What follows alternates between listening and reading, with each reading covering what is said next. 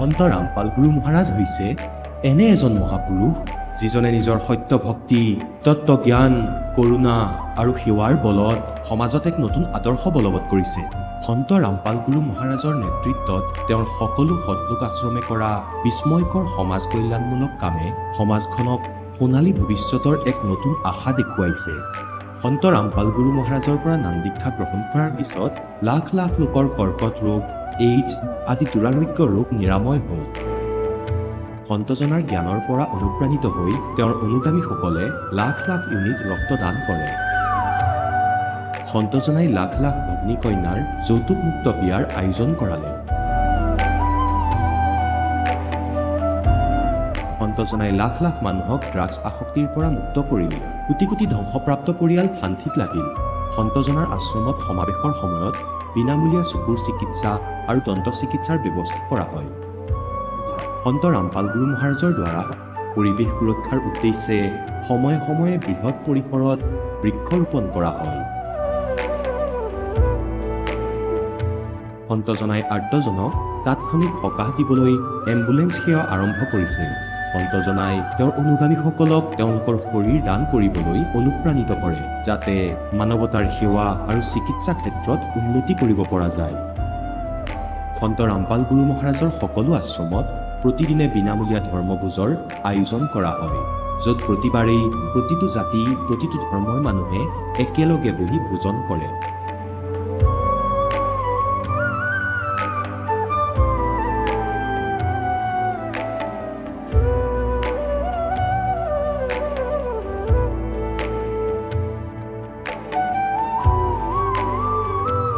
সন্ত ৰামপাল গুৰু মহাৰাজৰ আশ্ৰমত সহস্ৰাধিক বৃদ্ধ বৃদ্ধাই শ্ৰদ্ধা আৰু মৰমেৰে জীৱন যাপন কৰাৰ সুযোগ পায়। তেওঁলোকৰ থকা খোৱাৰ আৰু স্বাস্থ্যৰ সম্পূৰ্ণ দায়িত্ব সন্ত ৰামপাল গুৰু মহাৰাজে বহন কৰে। অনাথ শিশুৰ বাবে সন্ত ৰামপাল গুৰু মহাৰাজৰ সকলো আশ্ৰম বিশেষ বৰদানতকৈ কম নহয়, য'ত তেওঁলোকক শিক্ষা, সংস্কাৰ আৰু ভৱিষ্যতৰ বাবে উন্নত সুবিধা প্ৰদান কৰা হয়। বানপানী, ভূঁইকঁপ বা মহামাৰী যিয়েই নহওক, সন্ত ৰামপাল গুৰু মহাৰাজ আৰু তেওঁৰ অনুগামীসকল সদায় আৰ্তজনৰ বাবে আগ্ৰনোৱা হৈ থাকে। কোভিড মহামাৰীৰ সময়ত সন্ত ৰামপাল গুৰু মহাৰাজৰ আশ্ৰমৰ পৰা কোটি কোটি লোকক খাদ্য, ঔষধ আৰু জীৱন ৰক্ষক সামগ্ৰী যোগান ধৰা হৈছিল। দুখীয়াক সকাহ কৰাই হওক বা যিকোনো শোষিত বা নিপীড়িত শ্ৰেণীৰ অধিকাৰ আৰু মৰ্যাদাৰ বাবে যুঁজ দিয়াই হওক, সন্ত ৰামপাল গুৰু মহাৰাজে সদায় তেওঁলোকৰ সকলো ন্যায্য দাবী চৰকাৰৰ ওচৰলৈ লৈ গৈছে আৰু তেওঁলোকক উপযুক্ত ন্যায় প্ৰদানৰ ক্ষেত্ৰত গুৰুত্বপূৰ্ণ ভূমিকা পালন কৰি আহিছে। সমাজত আধ্যাত্মিক আৰু সামাজিক মূল্যবোধৰ প্ৰতি সজাগতা অনাৰ প্ৰতিটো পদক্ষেপতে সন্ত ৰামপাল গুৰু মহাৰাজ মানৱতাৰ প্ৰকৃত সেৱক হিচাপে প্ৰমাণিত হৈছে। সন্ত ৰামপাল গুৰু মহাৰাজৰ জীৱনে আমাক শিকাইছে যে প্ৰকৃত সেৱা সেইটোহে যিটো নিস্বাৰ্থভাৱে কৰা হয়। আহক আমিও এই মহান সন্তজনৰ এই মহান সেৱাৰ কামত যোগ দিম আৰু সন্ত ৰামপাল গুৰু মহাৰাজৰ পৰা নাম দীক্ষা লৈ আমাৰ জীৱন ধন্য কৰি তোলোঁ।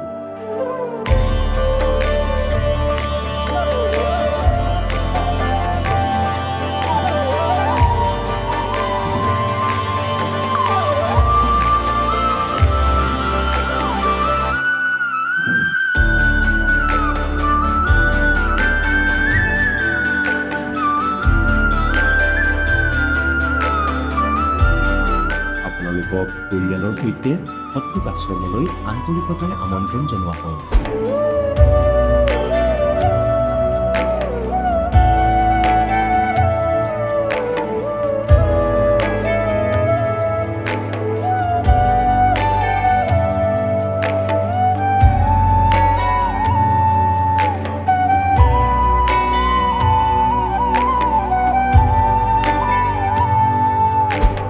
গীতাত ভগৱানে নিজেই অৰ্জুনক কৈ আছে, তুমি সেই পৰমেশ্বৰৰ শৰণত যোৱা, তাৰ বাবে সেই সন্তৰ ওচৰলৈ যোৱা যিজন তত্ত্বদৰ্শী।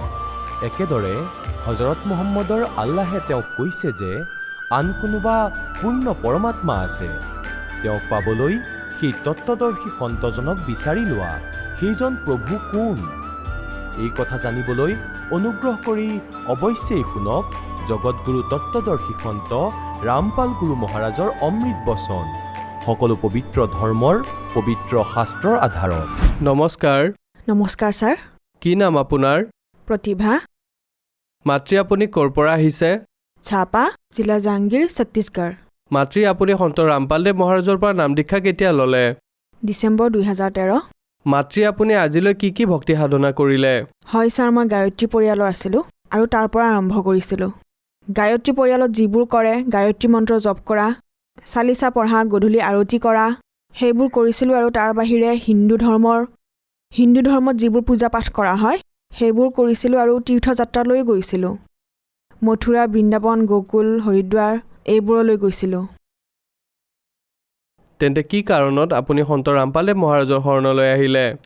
এইবোৰ ভক্তি কৰাৰ পিছতো মই বহুত চিন্তাত আছিলোঁ ছাৰ আমাৰ ওপৰত যাদু কৰা হৈছিল আৰু সেই যাদুৰ কাৰণে আমি বহুত চিন্তাত আছিলোঁ আমি জৰা ফুকা কৰিবলৈ ইফালে সিফালে যাব লাগিছিল আৰু তাৰ বাবে মানসিক ৰূপত একেবাৰে ভয়ানক পৰিস্থিতি আছিল ঘৰত মানসিক সমস্যা হৈছিল গতিকে এনেকুৱা সন্তৰ সন্ধানত আছিলোঁ যিয়ে এই সমস্যাবোৰ দূৰ কৰিব পাৰে সেইকাৰণে ওচৰে পাজৰে যিবোৰ সৎসংগ হৈছিল কোনোবা সাধুসন্ত আহিলে সেইবোৰ ঠাইলৈ আমি গৈছিলোঁ আৰু টিভিটো সৎসংগই বিচাৰি আছিলোঁ আন একো চোৱা নাছিলোঁ যে কোনোবা ফালেতো আমাৰ দুখ দূৰ হওক এনেদৰে থাকোঁতে এদিন আমাৰ গুৰু সন্ত ৰামপালদেৱ মহাৰাজৰ সৎসংগ পালোঁ সেয়া শুনি আমাৰ বহুত ভাল লাগিল আৰু যেতিয়া ভক্তৰ অনুভৱবোৰ শুনিলোঁ বহুতৰে দুখ দূৰ হৈছিল বহুতৰে তন্ত্ৰমন্ত্ৰও ভাল হৈছিল এইবোৰ শুনা আমি আৰম্ভ কৰিলোঁ আৰু বহুদিনলৈকে সৎসংগ শুনিয়েই থাকিলোঁ লাহে লাহে আমি জ্ঞান বুজি পালোঁ তাৰপিছত আমি সত্যলোক আশ্ৰম বৰবালালৈ গ'লোঁ আৰু সন্ত ৰামপালদেৱ মহাৰাজৰ পৰা নাম দীক্ষা ল'লোঁ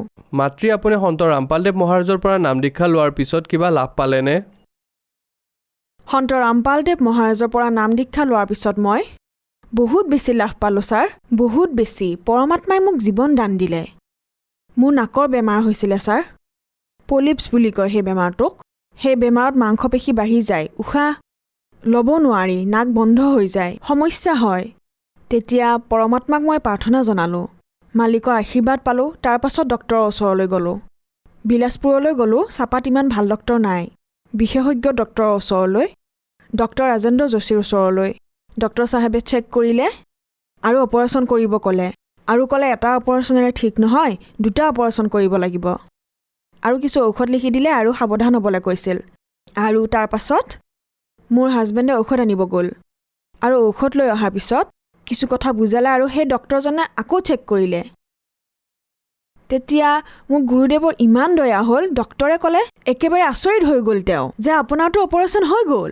যিজন ডক্টৰে ডাবল অপাৰেশ্যন কৰাৰ কথা কৈছিল দুটা অপাৰেশ্যন কৰিব লাগিব গোটেই জীৱন ঔষধ খাব লাগিব কিন্তু কিছু সময়ৰ পিছত মোৰ সৎগুৰুদেৱৰ এনেকুৱা দয়া হ'ল মোৰ ওপৰত যে সেই ডক্টৰে চেক কৰি ক'লে আপোনাৰতো অপাৰেশ্যন হৈ গ'ল গতিকে সন্ত ৰামপালদেৱ মহাৰাজৰ এনেকুৱা দয়া হ'ল সেই 15 মিনিটৰ ভিতৰতে মোৰ পৰমাত্মাই সেই অপাৰেশ্যন কৰি দিলে আৰু মই ঠিক হৈ গ'লোঁ মালিকক কোটি কোটি প্ৰণাম জনাই আমি ডক্টৰৰ ওচৰৰ পৰা আহি গ'লোঁ মোৰ গৰ্ভাশয়ত বেমাৰ হৈ গৈছিল ফেব্ৰাইড বুলি কয় আৰু বহুত বেগেৰে ডাঙৰ হৈ গৈছিল যেতিয়া বেমাৰৰ কথা গম পালোঁ চেকআপৰ কাৰণে ডক্টৰৰ ওচৰলৈ গ'লোঁ প্ৰথমতে এইখন চহৰৰে ডক্টৰৰ ওচৰলৈ গৈছিলোঁ প্ৰথমতে ডক্টৰে আল্ট্ৰাছাউণ্ড ছ'ন'গ্ৰাফি কৰিলে তাৰপাছত ক'লে বেমাৰ বহুত বেছি হৈছে আৰু অপাৰেশ্যন কৰাৰ পিছতো মৃত্যু হ'ব পাৰে তাৰপাছত আমাৰ গুৰু সন্ত ৰামপালদেৱ মহাৰাজক আমি প্ৰাৰ্থনা জনালোঁ তেতিয়া গুৰুদেৱৰ আশীৰ্বাদ পালোঁ মই যে পুত্ৰী পৰমাত্মাই দয়া কৰিব তাৰপিছত মোৰ গুৰুদেৱৰ আশীৰ্বাদেৰে ৰায়পুৰ এমছলৈ গ'লোঁ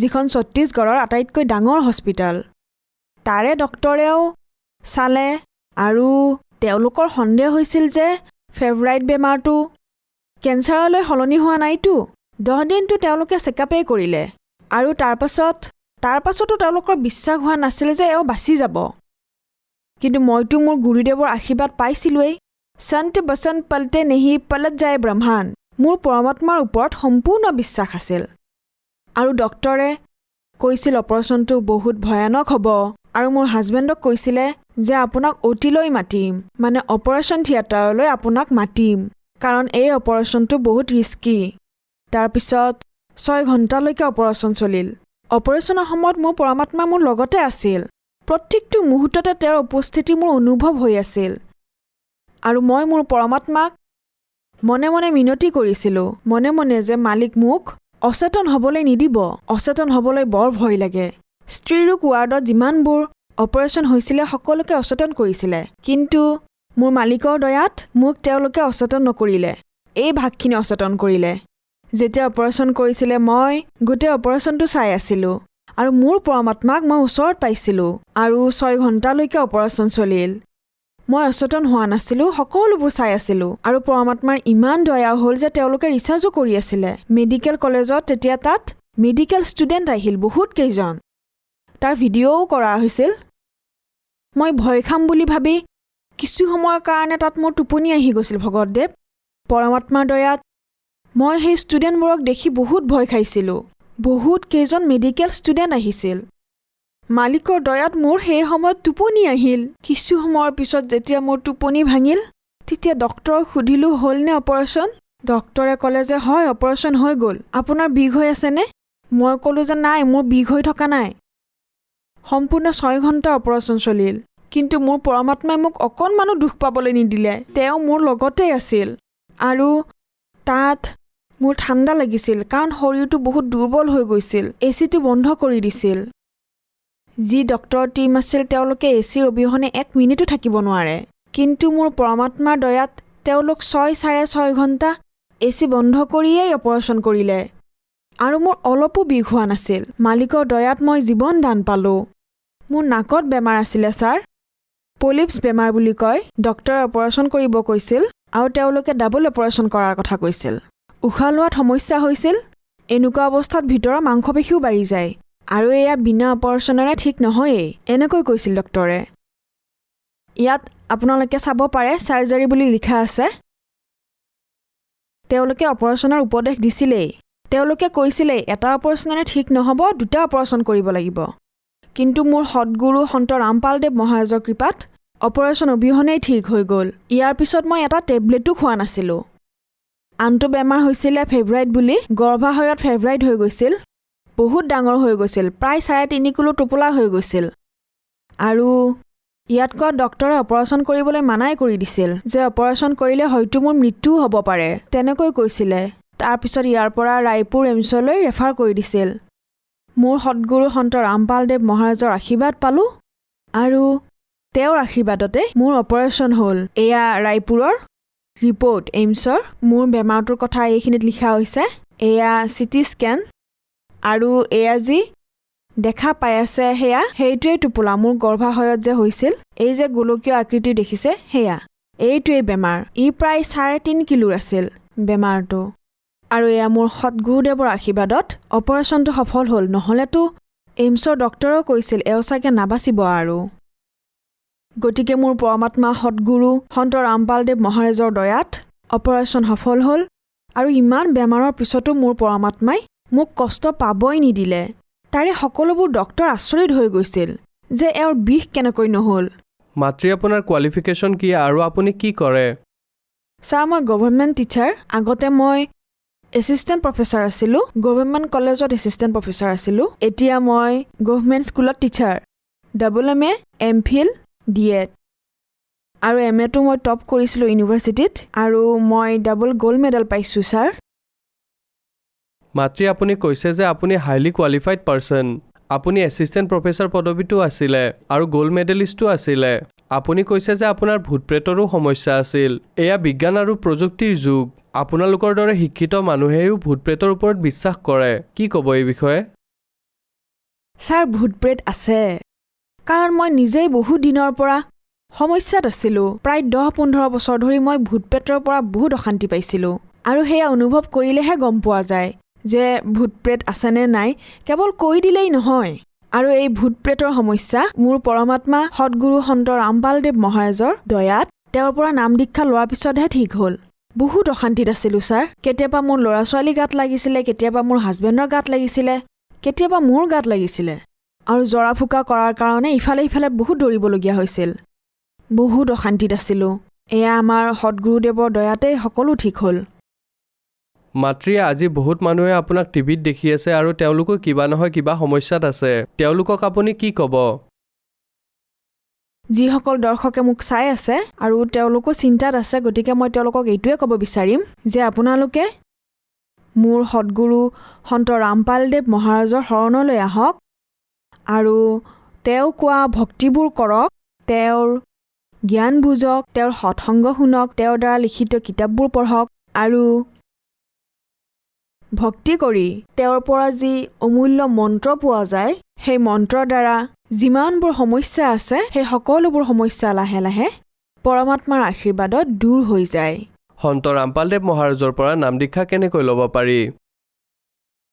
সন্ত ৰামপালদেৱ মহাৰাজৰ দয়াত আজিকালি প্ৰায় প্ৰত্যেক জিলাতে নামদান চেণ্টাৰ খোলা হৈছে আৰু তাত গৈ আপোনালোকে নাম দীক্ষা ল'ব পাৰে। ধন্যবাদ। সৎ চাহেব। এতিয়া জগতগুৰু তত্ত্বদৰ্শী সন্ত ৰামপাল গুৰু মহাৰাজৰ সৎসংগৰ মাধ্যমেৰে সেই অদ্বিতীয় আধ্যাত্মিক জ্ঞানৰ বিষয়ে জানি লওঁ, যাৰ মাধ্যমেৰে আপোনালোকেও প্ৰাপ্ত কৰিব পাৰিব এনেকুৱা আধ্যাত্মিক, মানসিক আৰু ভৌতিক সুখ যি এতিয়ালৈকে কেৱল আপোনালোকে মীৰাবাই, ধ্ৰুৱ, প্ৰহ্লাদ আদি কেইজনমান ভক্তৰ জীৱন কথাতহে শুনিছে। এতিয়া শুনক তত্ত্বদৰ্শী সন্তৰ সৈতে শাস্ত্ৰ অনুকূল ভক্তি সৎসংগ, এনেকুৱা অদ্বিতীয় আধ্যাত্মিক জ্ঞান যাৰ প্ৰমাণ আছে সকলো ধৰ্মৰ সকলো পবিত্ৰ শাস্ত্ৰত। ভগৱান শংকৰে ক'লে যে তুমি সীতাদেৱীৰ ৰূপ ধাৰণ নকৰিবা। যদি তুমি সীতাদেৱীৰ ৰূপ ধৰা তেন্তে মোৰ লগত থাকিব নোৱাৰিবা, মোৰ মাৰ তুল্য হৈ যাবা। মই তোমাক এজ এ ৱাইফ স্বীকাৰ নকৰিম পিছত। সেই সময়ততো পাৰ্বতী দেৱীয়ে ক'লে যে ঠিক আছে, মই পৰীক্ষা নলওঁ। ভগৱান শংকৰ গুচি গ'ল ইফালে সিফালে ফুৰিবলৈ। আনফালে পাৰ্বতী দেৱীয়ে সীতাৰ ৰূপ ধৰিলে, শ্ৰীৰামচন্দ্ৰদেৱৰ সন্মুখত থিয় হ'ল। সেই সময়ত শ্ৰীৰামচন্দ্ৰদেৱৰ দিব্য দৃষ্টি মানে বুদ্ধি এই কাল ভগৱানে খুলি দিছিল। নিজৰ পত্নীৰ কথাটো গমেই নাপায় তেওঁ যে কোনে লৈ গ'ল, কিন্তু সন্মুখত থকা পাৰ্বতী দেৱীক চিনি পালে, যিয়ে এজ ইট ইজ সীতাৰ ৰূপ ধাৰণ কৰি আহিছিলে। কি ক'লে যে হে দক্ষপুত্ৰী মায়া, আপুনি ভগৱান শংকৰক ক'ত এৰি আহিলে? এই কথা শুনি পাৰ্বতী দেৱী লজ্জিত হ'ল আৰু ক'লে যে ভগৱান শংকৰে আপোনাক ঠিকেই প্ৰণাম জনাই আছিলে। মই আপোনাৰ পৰীক্ষাৰ্থে সীতাৰ ৰূপ ধাৰণ কৰি আহিছিলোঁ। এনেকৈ কৈ তেওঁ গুচি গ'ল। এতিয়া এই কথাৰ পৰা আপোনালোকে বহুত পৰিণাম পাব, ৰিজাল্ট পাব, সাৰাংশ পাব। প্ৰথমতে এইটো কনচেপ্ট ক্লিয়াৰ কৰিম যে আপোনালোকৰ মনত এইটো আশংকা হ'ব যে শ্ৰীৰামচন্দ্ৰদেৱে পাৰ্বতী দেৱীকতো চিনি পালে, কিন্তু নিজৰ পত্নীৰ বিষয়ে তেওঁৰ জ্ঞান নাই। ইয়াৰ কাৰণ কি? যি সময়ত আপুনি এই কাৰণ বুজি পাব, তেন্তে বুজি লওক আধ্যাত্মিক মাৰ্গত আগবাঢ়িছে। ইয়াৰ কাৰণ হ'ল যেনেকৈ গীতাৰ অধ্যায় নম্বৰ 7 শ্লোক নম্বৰ 4, 5 আৰু 6 এই গীতাৰ জ্ঞানদাতাই কয় যে অৰ্জুন, ইয়াত মোৰ লোকত যিমানবোৰ প্ৰাণী আছে, ইয়াৰ বলৱানৰ মাজত বলি, বুদ্ধিমানৰ মাজত বুদ্ধিমান ময়ে হওঁ, মানে মোৰ কণ্ট্ৰলতেই আছে। যেতিয়াই ইচ্ছা অপেন কৰি দিম, যেতিয়াই ইচ্ছা অফ কৰি দিম, যেতিয়াই ইচ্ছা মই অন কৰি দিওঁ। উদাহৰণস্বৰূপে এসময়ত মহাভাৰতত শুনিছে চাগে, মহাভাৰতৰ যুদ্ধৰ কথাও শুনিছে। মহাভাৰতৰ যুদ্ধৰ সময়ত অৰ্জুনে নিজৰ ধনুৰ মাধ্যমেৰে ইমান নৰসংহাৰ কৰিছিলে, সেইকাৰণে শূৰবীৰ বোলা হৈছিল। এডাল কাঁড়েৰে ব্যক্তি মাৰি দিছিলে। সেই গান্ধীৱ ধেনু বৰ সুপ্ৰসিদ্ধ আছিলে। যি সময়ত শ্ৰীকৃষ্ণ অৰ্থাৎ বিষ্ণুদেৱ শ্ৰীকৃষ্ণৰ ৰূপত দৈৱকীৰ গৰ্ভত জন্ম লৈছিল, তাৰ পিছত শ্ৰীকৃষ্ণৰ ৰূপত তেওঁ যে লীলা কৰিছিলে, জীৱন ব্যতীত কৰিছিলে, অন্তত তেওঁৰ মৃত্যু এজন চিকাৰীৰ বিষাক্ত কাঁড়ৰ দ্বাৰা হৈছিল আৰু পাণ্ডৱসকলক তালৈকে মতা হৈছিল। অন্তিম সময়ত পাণ্ডৱসকলক শ্ৰীকৃষ্ণই কৈছিলে যে তোমালোকে এই সকলো মহিলাক যিমানবোৰ দ্বাৰকাত আছে নিজৰ লগত লৈ যোৱা।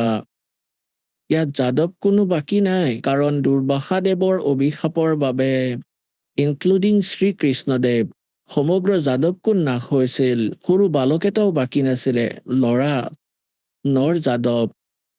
যিসকল গৰ্ভত আছিলে সেই গৰ্ভত থকা সকলৰ পৰা পিছত বংশ আকৌ আগবাঢ়িলে। কৈছিলে যে এওঁলোকক তালৈ লৈ যোৱা নিজৰ ৰাজ্যলৈ। ইয়াত কোনো পুৰুষ নাই, ইয়াত থকা আন লোকসকলে এওঁলোকক অপমান কৰিব, অশান্তি দিব, তোমালোকে লৈ যাবা। গতিকে শ্ৰীকৃষ্ণদেৱৰ আদেশ অনুসাৰে অৰ্জুনে সকলো গোপীক দ্বাৰকাৰ স্ত্ৰীসকলক লগত লৈ আহি আছিলে। ৰাস্তাত ভীলসকলে জংঘলী লোকসকলে ঘেৰি ধৰিলে। অৰ্জুনে সিহঁতৰ লগত যুঁজিবলৈ প্ৰস্তুতি চলালে। তেওঁ গান্ধীৱ ধেনুডাল দাঙিব পৰা নাছিলে আৰু থিয় হৈ হৈ চাই আছিলে, কঁপি আছিলে সেই যোদ্ধা। জংঘলীবোৰে পিটিলে, মহিলাবোৰৰ অলংকাৰ চুৰ কৰিলে, কিছুমান মহিলাক লৈ গ'ল টানি। অৰ্জুন থিয় হৈ হৈ কঁপি আছিলে। সেই সময়ত অৰ্জুনে শ্ৰীকৃষ্ণদেৱক খং কৰি আছিলে, গালি দি আছিলে যে কৃষ্ণ, তুমি সদায় আমাৰ লগত চল কৰিছা। যেতিয়া মোৰ দ্বাৰা নৰসংহাৰ কৰাবলগীয়া আছিলে, যুদ্ধ কৰাবলগীয়া আছিলে মহাভাৰতত, তেতিয়া মোৰ মাজত শক্তি দিলা। এডাল কাঁড় মাৰিলে 20টা মৰিছিলে, কিন্তু আজি সেই ধেনু, সেই অৰ্জুন, আজি মই একোৱেই কৰিব পৰা নাই। গতিকে ইয়াত পৰমাত্মাই কৈছে যে এই ৰোগৰ যি শিপা সেইটো তুমি নাজানাই। তোমালোকে শ্ৰীকৃষ্ণক বেয়াকৈ কৈ আছা, কিন্তু সেয়া কাল আছিল, যি 21 ব্ৰহ্মাণ্ডৰ স্বামী, শ্ৰী ব্ৰহ্মা, শ্ৰী বিষ্ণু, শ্ৰী শিৱৰ পিতা। ইয়ে হ'ল ইয়াৰে সকলোবোৰ দুখৰ মূল। সি নিজেই কৈছে গীতাৰ অধ্যায় নম্বৰ 7 শ্লোক 5ৰ পৰা 6-7লৈকে যে মই বলৱানৰ বল আৰু বুদ্ধিমানৰো বুদ্ধি ময়ে হওঁ, মানে মোৰ কণ্ট্ৰলত আছে। যেতিয়া মহাভাৰতত নাশ কৰাবলগীয়া আছিলে তেতিয়া তাক বল দি দিছিলে, কিন্তু পিছত অফ কৰি দিলে, অৰ্জুনে পিটন খালে। ঠিক এই প্ৰকাৰেই শ্ৰীৰামচন্দ্ৰদেৱকো বুদ্ধি তেতিয়া খুলি দিলে যে এওঁ সীতা নহয়, পাৰ্বতী, কিন্তু নিজৰ পত্নীৰ কথা নাজানে, কোনে লৈ গ'ল। বুদ্ধি অফ কৰি দিছিলে সি। গতিকে পুণ্যাত্মাসকল, কালৰ জাল বহুত ভয়ংকৰ। যেতিয়ালৈকে আপোনালোকে নুবুজিব, না ভক্তি কৰিব পাৰিব, না ইয়াৰ পৰা ওলোৱাৰ চেষ্টা কৰিব পাৰিব। সেইবাবে আপোনালোকক বাৰে বাৰে ইয়ালৈ মতা হয়, এই কালৰ জালক বিস্তাৰিতভাৱে বুজোৱা হয়, যাতে আপোনালোকৰ ভয় হওক যে ক'ত আছে আপোনালোক, ইয়াত কাক আশা কৰি আছা, কাৰ বাবে দিনটো ভ্ৰমি পৰিছা। এটা ঘৰ বনাম, এটা মহল বনাম, গাড়ী ল'ম, ল'ৰাটো ডাঙৰ অফিচাৰ হৈ যাব, কালি যদি মৃত্যু হৈ যায় ল'ৰাটোৰ অথবা পিতৃৰ। আপোনালোকে দেখিছে কিমান দুৰ্ঘটনা হয়। অলপতে কেদাৰনাথত হাজাৰ হাজাৰ সংখ্যাত সপৰিয়ালৰ মৃত্যু হৈছে। এনেকুৱা লোকত আৰু আপুনি সুখ বিচাৰি আছে? পৰমাত্মাই আহি আমাক কৈছিলে। গতিকে ভগৱান পৰমেশ্বৰে আহি আমাক ক'লে যে ইয়াৰ এটা বিকল্প আছে। সেই স্থান বেলেগ, সেই ভগৱান বেলেগ, যিয়ে কেতিয়াও দুখ নিদিয়ে। আপুনি এঙাৰত শীতলতা বিচাৰি আছে, আপোনালোকে কালৰ লগত সুখ বিচাৰি আছে। এতিয়া প্ৰসংগলৈ আহো যে ব্ৰহ্মা, বিষ্ণু, মহেশ্বৰো সুখী নহয়। এতিয়া আনফালে ভগৱান শংকৰে যেতিয়া গম পালে কালৰ হাতত আছে বুদ্ধি, বুদ্ধি অন কৰি দিলে শংকৰ ভগৱানৰ, দিব্য দৃষ্টিৰে চালে আৰু নিজৰ পত্নীক সুধিলে যে তুমি সীতাৰ ৰূপ ধৰি গৈছিলা নেকি? তেতিয়া তেওঁ মানা কৰি দিছিলে যে নহয়, মই যোৱা নাই ভগৱান, মই যোৱা নাই। ক'লে মিছা কৈছা, তুমি মিছা কৈছা। এই কথাত উচপ খাই উঠিল আৰু মনে মনে থকাটোৱে তেওঁৰ বাবে ভাল বুলি ভাবিলে যে সঁচাকৈ তেওঁ ভুলেই কৰিছে। গতিকে ভগৱান শংকৰে পাৰ্বতী দেৱীক নিজৰ পত্নীৰ ৰূপত ব্যৱহাৰ কৰিবলৈ বন্ধ কৰি দিলে, কথা কোৱাও বন্ধ কৰি দিলে। এফালে মৌন হৈ বহি আছিলে, কম কথা ক'বলৈ ধৰিলে। আৰু ক'ব ধৰিলে যে মই তোমাক বিশ্বাসী বুলি মানিছিলো। তোমাৰ ওপৰত মই ইমানখিনি বিশ্বাস কৰিছিলো যে মোৰ পত্নীয়ে মোক কেতিয়াও নিৰাশ নকৰিব। যিহেতু তুমিয়ে মোক ঠগিলা, গতিকে বাকী সংসাৰৰ পৰা মই কি লিংক ৰাখিম, কি বিশ্বাস কৰিম? আৰু স্পষ্টকৈ ক'লে যে তুমি মোৰ মাৰ ৰূপ ধাৰণ কৰিছা, গতিকে মই তোমাক পত্নী ৰূপে গ্ৰহণ কৰিব নোৱাৰিম। যেনেকৈ শ্ৰী ব্ৰহ্মাদেৱ আটাইতকৈ ডাঙৰ, বিষ্ণুদেৱ ছেকেণ্ড নম্বৰত, শংকৰ ভগৱান তৃতীয় নম্বৰত, গতিকে ডাঙৰ দাদাকৰ পত্নীক মাৰ তুল্য বুলি মনা হয়।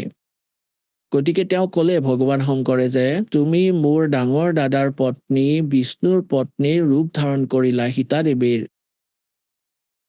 সেইবাবে আজিৰ পৰা তোমাক পত্নী নহয় মাৰ তুল্য বুলি মানিম। এতিয়া তেওঁ জানে যে এওঁ যি সিদ্ধান্ত লয় অটল হয়।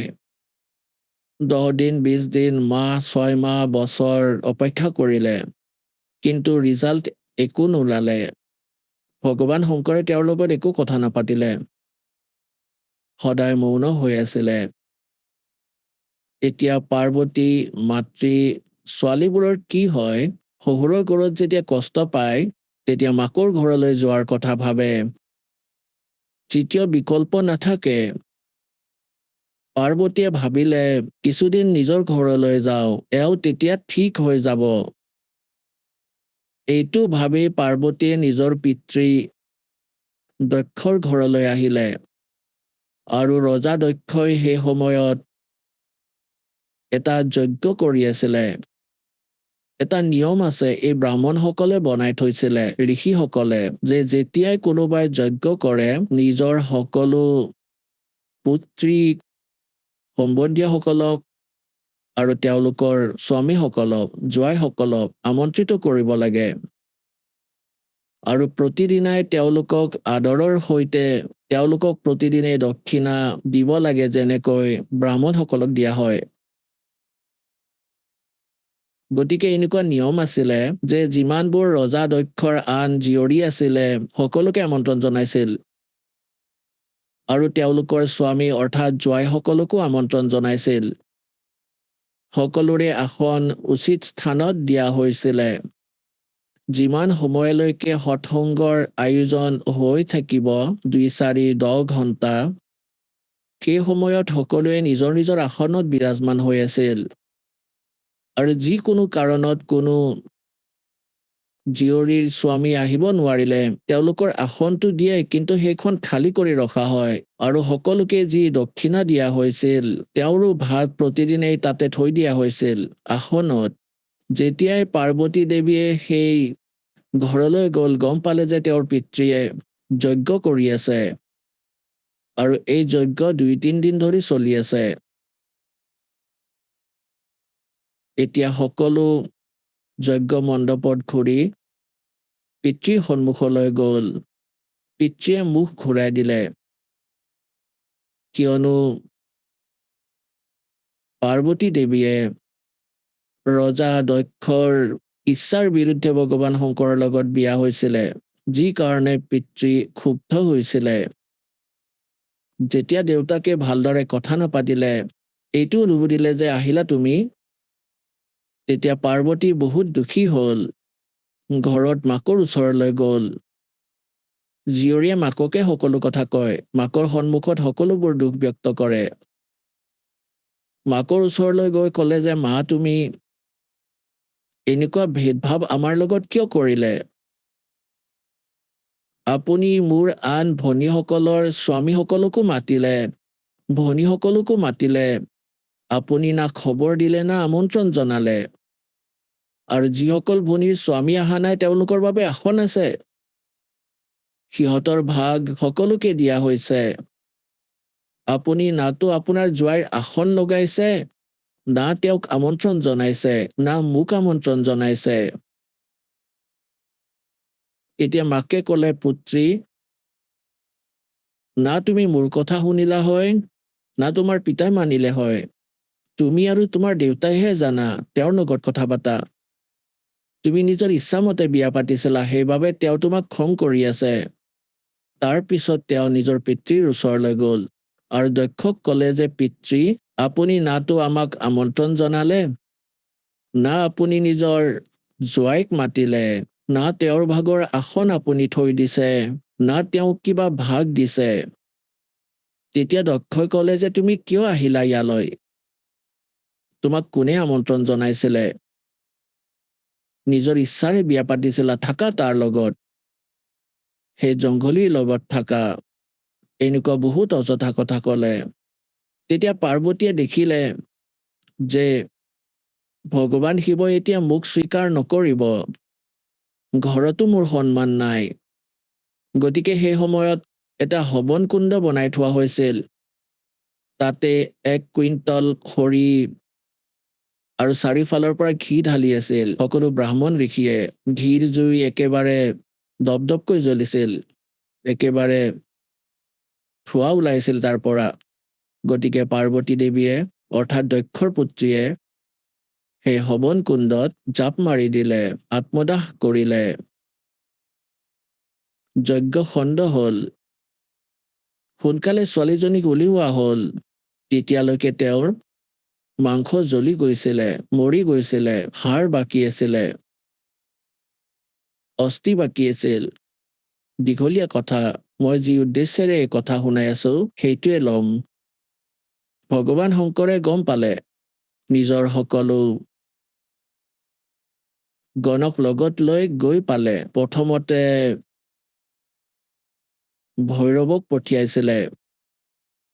সি গৈ বহুত দীঘলীয়া কাহিনী। ভগৱান বিষ্ণু বিদ্যমান আছিল সেই যজ্ঞত, ভগৱান ব্ৰহ্মাও বিদ্যমান আছিল। যেতিয়া তেওঁ গম পালে ভগৱান শংকৰ নিজৰ সৈন্যৰ লগত আহি আছে, ব্ৰহ্মাদেৱটো প্ৰথমে পলাল। যেতিয়া বিষ্ণুদেৱে পলাব ওলালে তেতিয়া দক্ষই ক'লে যে ভগৱান, মই আপোনাৰ এই সুৰক্ষাতেই যজ্ঞ কৰিছিলোঁ। আপুনিও যদি মোক বিপদত এৰি থৈ যায় তেতিয়া ভগৱান বিষ্ণু ৰৈ গ'ল। তেওঁ যুদ্ধ কৰিলে, যুদ্ধত বেয়াকৈ পৰাস্ত হ'ল, স্তব্ধ হ'ল। তাৰপিছত তাৰ পৰা পলাই গ'ল তেওঁ। এয়া পুৰাণত বৰ্ণিত আছে, শিৱ পুৰাণত। কোৱাৰ ভাৱ এইটো যে ভগৱান শিৱই আহি ৰজা দক্ষৰ ডিঙি কাটি দিলে। অন্যই কোৱাৰ পিছত তেওঁক আকৌ জীৱিত কৰা হ'ল, যেনেকৈ কোনো ছাগলী আনি তাৰ মুখ লগাই দিলে। পুৰাণৰ কথা আপোনালোকে শুনিছেই চাগে। আমি এই বিষয়লৈ আহিম। এতিয়া পুণ্যাত্মাসকল, ইয়াত আপোনালোকৰ এটা আশংকা উৎপন্ন হ'ব যে ভগৱান শিৱই ৰজা দক্ষক জীৱিত কৰিলে আৰু ছাগলীৰ ডিঙি লগাই দিলে। তেন্তে ভগৱান শংকৰৰো শক্তি আছে। পুণ্যাত্মাসকল, যেনেকৈ ধৰ্মদাস দেৱে, আদৰণীয় ধৰ্মদাস চাহেব দেৱে ভগৱান কবিৰ পৰমেশ্বৰ দেৱক এইটো প্ৰশ্ন কৰিছিল যে হে পৰমাত্মা, আপুনি কৈছে যে ৰাম আৰু শ্ৰীকৃষ্ণ এওঁলোক সমৰ্থবান ভগৱান নহয়, মানে বিষ্ণু, শংকৰ আৰু ব্ৰহ্মাদেৱ। বিষ্ণুৰ অৱতাৰ শ্ৰীকৃষ্ণদেৱ আহিছিলে, তেওঁ ৰজা মূঢ়ধ্বজৰ ঘৰলৈ গৈ এটা লীলা কৰিছিলে সাধুৰ ৰূপ ধাৰণ কৰি। আৰু ৰজা মূঢ়ধ্বজে নিজৰ পুত্ৰ তাম্ৰধ্বজক তৰোৱালেৰে কাটি দিছিলে। ভগৱান শ্ৰীকৃষ্ণদেৱে তেওঁক জীৱিত কৰি দিছিলে। আপুনি কৈছে এওঁলোক সক্ষম নহয়, এই কথা মানিবলৈ টান পাইছো মই। তেতিয়া পৰমাত্মাই উদাহৰণ দিছিলে যে পুত্ৰ, মোৰ কথা শুনা। হয়তো মূঢ়ধ্বজৰ পুত্ৰ তাম্ৰধ্বজক শ্ৰীকৃষ্ণদেৱে জীৱিত কৰি দিছিল তৰোৱালেৰে দুটুকুৰা কৰাৰ পিছতো, কিন্তু তেওঁৰ নিজৰ ভাগিন সুভদ্ৰাৰ পুত্ৰ অভিমন্যু মহাভাৰতৰ যুদ্ধত মৃত্যু হৈছিলে। পাণ্ডৱৰ কুল নাশ হৈ আছিলে, হাহাকাৰ লাগি আছিল। শ্ৰীকৃষ্ণ কান্দি আছিলে, তেওঁৰ ভনী কান্দি আছিলে, পাছু পাণ্ডৱে মূৰ মাৰি আছিল। সেই সময়ত অভিমন্যুক জীৱিত নকৰিলে তেওঁ। সেই সময়ত কলৈ গৈছিলে তেওঁৰ সেই সামৰ্থ্যতা? তেতিয়া ধৰ্মদাস দেৱে কৈছিলে যে ভগৱান, ইয়াৰ উত্তৰো আপুনিই দিব পাৰিব। আমাৰ প্ৰশ্নবোৰতো বালকৰ দৰেহে, আমাৰ বুদ্ধি বালকৰ দৰে। এইটো ঠিকেই যে তাক কিয় জীৱিত নকৰিলে? তেতিয়া পৰমাত্মাই ক'লে যে তাম্ৰধ্বজ ল'ৰাজনৰ আয়ুস বাকী আছিল। কাৰোবাৰ যদি আয়ুস থাকে, ডক্তৰে এখন ভৰি কাটি আনখনত লগাই দিয়ে, ইয়াৰে ছাল কাটি বেলেগত লগাই দিয়ে।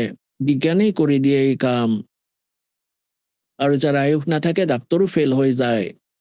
ডক্তৰ হাৰ্ট এটেক, হাৰ্টৰ স্পেচিয়েলিষ্ট ডক্তৰ, কিন্তু হাৰ্টৰ বেমাৰ থাকে তেওঁৰ। আৰু হাতত ঔষধ টেবলেট খাবও নোৱাৰিলে, এটা ক্ষণতেই মৃত্যু হ'ল। গতিকে ভগৱানতকৈ ডাঙৰ না কিবা বিজ্ঞান আছে, না এই সকল ভগৱানেই, তেওঁ সমৰ্থবান সত্য পুৰুষ। তেতিয়া পৰমাত্মাই ক'লে যে তাম্ৰধ্বজৰ আয়ুস বাকী আছিলে, অভিমন্যুৰ আয়ুস ইমানেই আছিলে, আৰু এই ভগৱানে ইমানখিনি কামেই কৰিব পাৰে। আয়ুস বাকী আছিলে, গতিকে ৰজা দক্ষক বেলেগ মূৰ লগাই দিলে। যোৱা ভাই, কিন্তু সক্ষম নহয়। এতিয়া আগলৈ চাব কি হয়, যে ভগৱান শংকৰে পাৰ্বতী দেৱীৰ অস্থি উঠাই ল'লে, আৰু 10,000 বছৰ সেয়া বুকুৰ মাজত সাৱটি পাৰ্বতী দক্ষপুত্ৰী মায়া বুলি কান্দি কান্দি ঘূৰি ফুৰিছিলে। এতিয়া পুণ্যাত্মাসকল, আমি ভগৱান ব্ৰহ্মা, ভগৱান বিষ্ণু, ভগৱান শিৱক সুখী বুলি মানো। এওঁলোক সুখী জানো? এয়া সুখী ব্যক্তিৰ লক্ষণ নে? 10,000 বছৰলৈকে না কিবা খাইছে না শুইছে। হাই পাৰ্বতী, হাই দক্ষপুত্ৰী, হাই দক্ষ মায়া। গতিকে আমাৰ জ্ঞান নাছিলে, যি কাৰণে আমি প্ৰত্যেককে ভগৱান আৰু সমৰ্থবান বুলি মানিলো। চাওক, দাসে এইটো ক'ব বিচৰা নাই, না ভগৱানে ক'ব বিচাৰিছে ব্ৰহ্মা বিষ্ণু মহেশ্বৰ একেবাৰে ইউজলেছ। এওঁলোকৰ যিখিনি সক্ষমতা, যিখিনি সামৰ্থ্য, সেইখিনিৰ কথাহে কৈছে। যেনেকৈ এটা ষ্ট্ৰেট প্ৰান্তৰ মন্ত্ৰী থাকে, যদি সেই প্ৰান্তৰ মন্ত্ৰীক যদি কোনোবা প্ৰধানমন্ত্ৰী বুলি মানি আছে, তেন্তে সেয়া ভুল তাৰ। গতিকে পৰমেশ্বৰে আৰু পৰমেশ্বৰৰ পৰা প্ৰাপ্ত জ্ঞানৰ পৰাই দাসে এইখিনি ভুল আঁতৰ কৰিছে। যাক আপুনি সমৰ্থবান শক্তি বুলি মানি আছিলে, শ্ৰী ব্ৰহ্মা, শ্ৰী বিষ্ণু, শ্ৰী শিৱদেৱ, দুৰ্গা ইত্যাদিক, এওঁলোক সমৰ্থবান নহয়। এওঁলোক কেৱল 21 ব্ৰহ্মাণ্ডত, এখন ব্ৰহ্মাণ্ডত 21খন ব্ৰহ্মাণ্ড আছে এই কালৰ। ইয়াত এটা 21টা প্ৰান্ত বুলি মানি লওক। এটা এটা প্ৰান্তত এটা এটা বিভাগৰ মন্ত্ৰী, ৰজগুণ বিভাগৰ ব্ৰহ্মাদেৱ, শতগুণ বিভাগৰ বিষ্ণুদেৱ, তমগুণ বিভাগৰ শংকৰ, মাত্ৰ ইমানখিনিৰে মালিক। আৰু কোনো কাৰো সংস্কাৰ কম বা বেছি কৰিব নোৱাৰে। বৰদানেই দিব পাৰে, নিজে কৰা কৰ্মই প্ৰাপ্ত কৰাব পাৰে। সমৰ্থবান পৰমাত্মা, পৰমাক্ষৰ ব্ৰহ্ম, সত্যপুৰুষ কবিৰ চাহেব দেৱ, আমাৰ প্ৰাৰব্ধত, মানে আমাৰ ভাগ্যত লিখা, আমাৰ পাপ কৰ্মৰ নাশ কৰি আৰু আমাক সুখী কৰি তোলে। আমাৰ মৃত্যু হ'বলগীয়া থাকিলে তাৰ পৰা ৰক্ষা কৰে। যদি আমাৰ কিবা বিপদ হ'বলগীয়া থাকে, কিবা ক্ষতি হ'বলগীয়া থাকে, তাকো এওঁ যি পাপ কৰ্মৰ পৰা হ'বলগীয়া আছিল আৰু পাপ কৰ্মও নাশ হ'ল, সেই কৰ্মৰ পৰাইতো হানি হ'বলগীয়া আছিল, কৰ্ম পৰমাত্মাই কেঞ্চেল কৰি দিলে, সেয়েহে সুখ হ'ল। গতিকে এয়া কেৱল সমৰ্থবান পৰমাত্মাই কৰিব পাৰে। দাসে আজি আপোনাক এইটো ক'ব বিচাৰিছিলে যে পৰমাত্মাই আমাক আহি এইটো কৈছে যে এই কালৰ লোকত আপুনি সুখ বিচাৰি আছে। যাক আপুনি পৰমাত্মা বুলি মানিছিলে, আপোনাৰ ভগৱানে সুখী নহয়, সপোনতো সুখ পোৱা নাই তেওঁলোকে। ভগৱান শ্ৰীকৃষ্ণৰ জন্ম হ'ল, মামা শত্ৰু হৈ পৰিল, জেলত জন্ম লৈছিল, আৰু মামা শত্ৰু পিছত পৰি আছে। কেতিয়াবা জৰাসিঙে মাৰিব আহিছে, কেতিয়াবা শিশুপালে খেদি আছে, কেতিয়াবা জৰাসিং, কেতিয়াবা কাল্যবন আহিল। শেষত এই ভগৱানে, যি তিনি লোকৰ সামৰ্থ্যৱান, এই মালিকে নিজে শান্তি পাবৰ বাবে, যাতে অলপ শান্তিৰে উশাহ ল'ব পাৰো, মথুৰাই এৰি দিলে আৰু দ্বাৰকা বনালে বহুত দূৰলৈ গৈ। জংঘল আছিলে আগতে, একেবাৰে কাট অফ হৈ গৈছিলে, গমেই পোৱা নাযায় মানুহবোৰ কলৈ গুচি গ'ল। দ্বাৰকা সমুদ্ৰৰ মাজৰ এটা দ্বীপত গৈ নিজৰ জীৱন নিৰ্বাহ কৰিলে। আৰু অন্ত কেনেকুৱা হ'ল শ্ৰীকৃষ্ণদেৱৰ? এতিয়া ভগৱানে সূক্ষ্ম বেদত কৈছে, এবাৰ দ্বাৰকাৰ পাৰত, দ্বাৰকাৰ বননিত, এটাটো হয় জংঘল, এটা হ'ল বননি, মানে স্মল ফৰেষ্ট, সৰু জংঘল, গাঁও বা চহৰৰ যে ওচৰে পাজৰে থাকে তাক বননি বোলে। গতিকে সেই বননিত গৈ দুৰ্বাসা ঋষি বহি পৰিল। আৰু দুৰ্বাসা ঋষিৰ বিষয়ে বহুত প্ৰসিদ্ধ কথা আছে। তেওঁৰ বহুত নাম আছিলে, ৱেল ন'ন আছিলে, ভূত, ভৱিষ্যত আৰু বৰ্তমানৰ তেওঁ পূৰ্ণ জ্ঞাতা। আৰু সেই সময়ত যাদৱ 56 কোটি হৈ গৈছিলে সংখ্যাত, 56 কোটি। দ্বাৰকাত বাস কৰাসকল। আৰু ভগৱান শ্ৰীকৃষ্ণই এনেকুৱা বদমাছ তত্ত্ব কিছুমানক মাৰিছিলে যি কাৰণে তেওঁক হিৰো বোলা হৈছিল। প্ৰত্যেকৰে হৃদয়ত এইটো কথা আহিছিল যে এওঁতকৈ শক্তিশালী পৃথিৱীত কোনো নাই, যি কাৰণে যাদৱসকল অহংকাৰী হৈ গৈছিল। তেওঁ সাধু সন্তসকলক সন্মান কৰিবও বাদ দি দিছিলে, তেওঁলোকৰ লগত অসভ্যালি কৰিবলৈ আৰম্ভ কৰিছিল। এই কাৰণেই সিহঁতৰ টাইম আহি গ'ল নাশ হোৱাৰ। অহংকাৰ পুণ্যাত্মাসকল যিমানেই নকৰা, অন্তত সি বৰ বেয়া কষ্ট পায়। জীৱৰ দৰে থাকিব লাগে, নিজক ভালদৰে চিনি পাব লাগে, যাতে অধীন হৈ থাকিব পাৰে। আধীনি কে পাছ হে পূৰ্ণ ব্ৰহ্মদয়াল, মন বড়াই মাৰিও বেअदबी सिरकाल, विभीषण का भाग बडेरा, 10 सातन आया तिस डेरा, 10 सातन आया विश्वे बीसा, कर्ता को लंक दी बख्शीसा। এইটো উদাহৰণ দি বুজাইছে পৰমাত্মাই যে আধীন ব্যক্তিৰ লগতহে ভগৱান থাকে। আৰু ইয়াৰে যি মিছা সুখ আছে সেয়াও সেই আধীন আৰু ভক্তসকলে প্ৰাপ্ত কৰে। ৰাৱণে কিমান ভক্তি কৰিছিল, শিৰ কাটিও অৰ্পণ কৰিছিলে, কিন্তু অভিমান যোৱা নাছিল। যি লংকাক ৰাখিব বিচাৰিছিলে সেই লংকাও এৰিব লগা হ'ল শেষত সেই অহংকাৰী প্ৰাণীয়ে। আৰু ৰামে আধীন হৈ ভগৱানৰ ভক্তি কৰিছিলে। পৰমাত্মা আহিছিলে মুনীন্দ্ৰ নামেৰে ত্ৰেতা যুগত, যেতিয়া মণ্ডোদৰী আৰু বিভীষণ পৰমাত্মাৰ শিষ্য হৈছিলে। আৰু পৰমাত্মাৰ জ্ঞানৰ বাবে আধীনতা আহে, আৰু আধীনতাৰ পৰাই সকলো ভগতৰ গুণ সম্পন্ন হয়। আৰু যাৰ মাজত ভগতৰ গুণ থাকে ভগৱান লগত থাকে। যি কাৰণে বিভীষণক সেই লংকাও প্ৰাপ্ত কৰাইছিলে দাতাই। কিন্তু ৰাৱণে সেই লংকা ৰাখিব নোৱাৰিলে, ভক্তিও কৰিছিলে, কিন্তু অহংকাৰ নগল। গতিকে কোৱাৰ ভাৱ এইটো যে এই সৎসংগৰ পৰা আপোনাক প্ৰতিটো কথাই বুজোৱা হ'ব, যাতে আপোনালোকে পৰমাত্মাৰ এই তত্ত্বজ্ঞানৰ পোহৰৰ পৰা বাদ নপৰক, যাতে পৰি নাযাওক, নিজৰ কাম বেয়া নকৰক। এই ফাউল পইণ্ট আপোনাক গনোৱা হৈছে ভক্তিত যিবোৰ থাকে। গতিকে ইয়াত পৰমাত্মাই কয় যে আদিনি কে পাছ হে वो पूर्ण ब्रह्म दयाल, मान बड़ाई मारियो हो बेअदबी सिरकाल, विभीषण का भाग बडेरा। যে বিভীষণৰ ভাগ্য ভাল আছিলে, কে 10 सातन आया तिस नेड़ा, যে তাৰ মনলৈ আধীনতা আহিলে। विभीषण का भाग बडेरा, 10 सातन आया तिस नेड़ा, 10 सातन आया विश्वे बीसा, जाको लंक दी बख्शीसा, ऐसा 10 सातन है भाई, लंक बकस्ते वार न लाई। তাৰপিছত পৰমাত্মাই কয় যে সেই নম্ৰ আত্মা বিভীষণে ভগৱানৰ সৎ ভক্তি কৰিছিলে, সেইবাবে এই মিছা সুখো তোমাক লাগে যদি এই ধৰণেই পাবা, আধীন হৈ থাকা।